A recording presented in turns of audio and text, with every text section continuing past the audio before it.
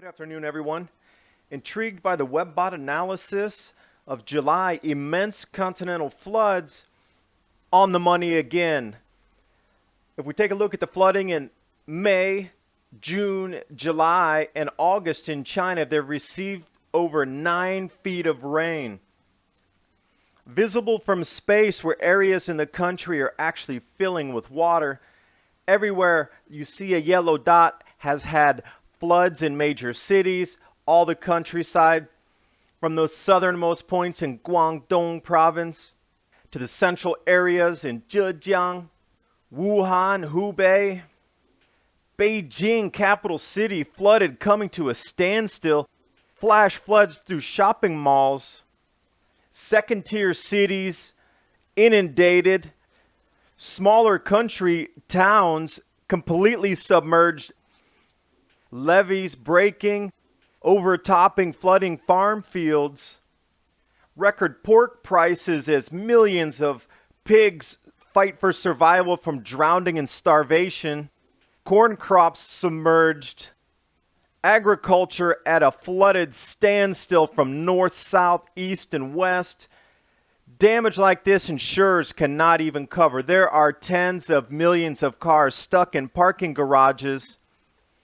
And you can see easily why China has just banned original news reporting. They do not want to spook their citizens at the catastrophic food losses coming and the non-payment of insurance claims for damaged property.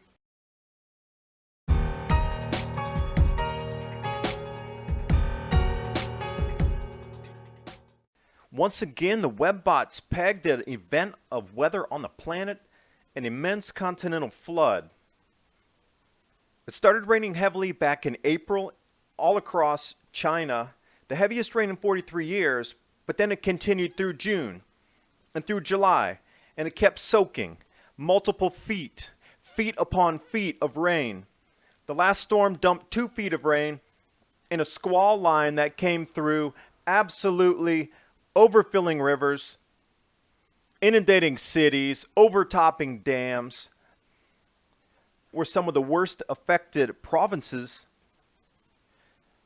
But after that time, the news has really come out. Anywhere there's a yellow dot, there was major flooding in the province, restricting agricultural production and commerce through roads being washed away or just impassable. Satellite view from space on the top was March of 2016. Fast forward to July 28th, and you'll see at the bottom where the rivers have become large inland lakes, but there's cities in there. Bottom left, Dongting Lake, 3 major cities.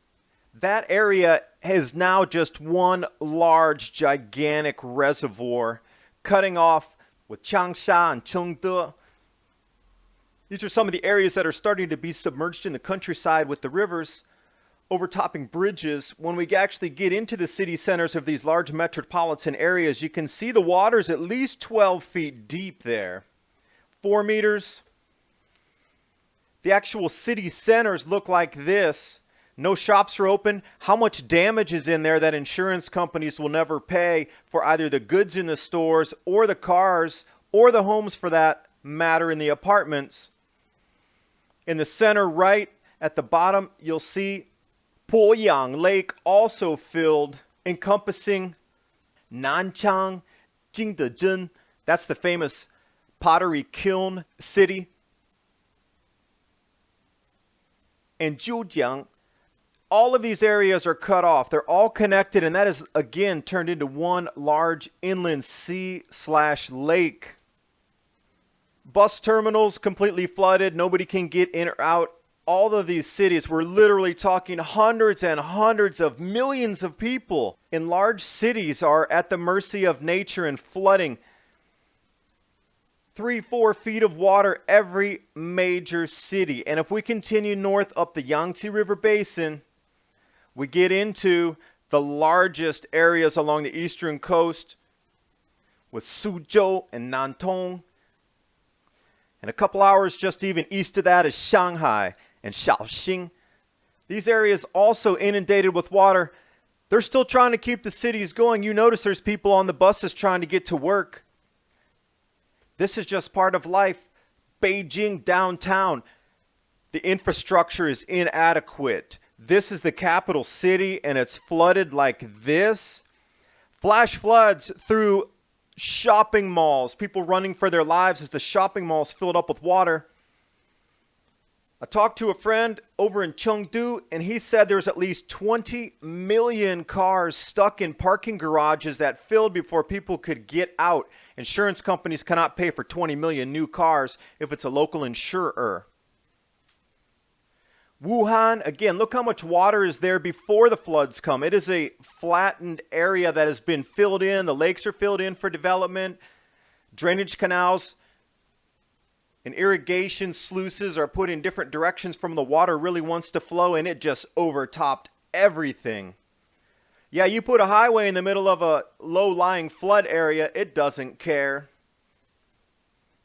All along, every river that I just showed you, 200 to 300 million people, this is what their cities look like.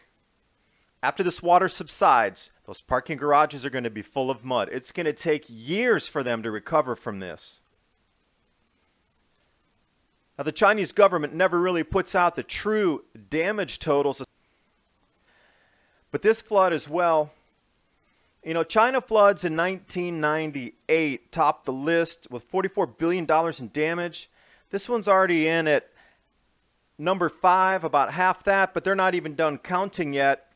When we do take a look through history, we'll start to see that in 1998 was the peak of an El Nino going off into La Nina. Not too many records of the flooding. In the 70s, because it was so natural back then, everything really could drain off. Even Shenzhen, which is a huge major city today, was just a fishing village back then where the water could easily flow out. Since this El Nino is even stronger than the 98, you can expect the effects to be even greater. Now, looking at the intertropical convergence zone where typhoons form, you can see different tracks depending on the El Nino/La Nina intensity. And we need look no further than last week's typhoon, and you can see it took the exact same track as a 1993 average frequency. Additionally, where I put the black arrows is where there were atmospheric compression events. Apparently 2 to 4 feet of rain came rolling down out of each of those cells. So much damage. Farm fields, houses, towns literally wiped off the map. So much water came down. It came down so ferociously and so quickly that people could not even run. A wall of water that just came down. Now, as that typhoon rolled in, southern China, Guangdong province, huge city, Guangzhou, 20 plus million people. This is what it looks like there, downtown. Even the China Daily came out and talked about how the rural infrastructure was inadequate and they did not have preventative measures in place or any implementation plan for evacuation to get citizens away from the danger. You know, 35 dams, reservoirs overflowed and broke, sending torrents of water. 15, 20-foot walls of water rolling down 35 different drainage basins because their dams broke. Additionally, the levee systems collapsing everywhere. And when it collapses, it floods farmland. And you're seeing it happening again and again and again. Just collapse after collapse, inundation of villages, towns, and farmland as far as the eye can see with satellites, and just reports coming in all over the country talking about how devastating it is. They've never seen anything like this. And when you start to see numbers of in a single area where a dam broke that there were 125,000 homes damaged or completely destroyed, and they have to move 10.5 million people off a single dam break, and you multiply that by 35, and then you multiply that by all the levees snapping and inundating farmland, we're looking literally at 300 plus million people needing to leave their homes. Farmland's looking pretty much like this. When we take a step into the countryside, you'll notice the July depth on July 21st, and it just keeps raining in the same areas, the same areas, the same areas again and again. And these rivers, they just can't hold it, and they get into the towns, and what was farm fields is now covered in feet of water. I mean, stretching from the southernmost regions of that country all the way to the north up to the Russian border are underwater. Countryside, this is how deep the water is standing in the fields where they grow corn, rice, fruit, and any other types of vegetables. It's all gone this year. Countryside towns, this is what predominantly look like. Raging rivers coming down through the streets. We've seen the same thing in Germany and France. But then you get to standing water in the older neighborhoods. People can't get in and out of their homes like that. There's no business going on. How do you go to work in that? You don't. And when we start to overlay the crop growing area maps on top of all the flood damage, you're looking at China with a minimum 80% loss of its corn production this year. Their winter wheat was already down 23 million tons anyway in the beginning of June due to rain losses, and that number could only have increased since then. And you must ask yourself, along those rivers with the storage facilities for grain, how many of those were flooded out so their actual supply of the grain was flooded as well or washed away?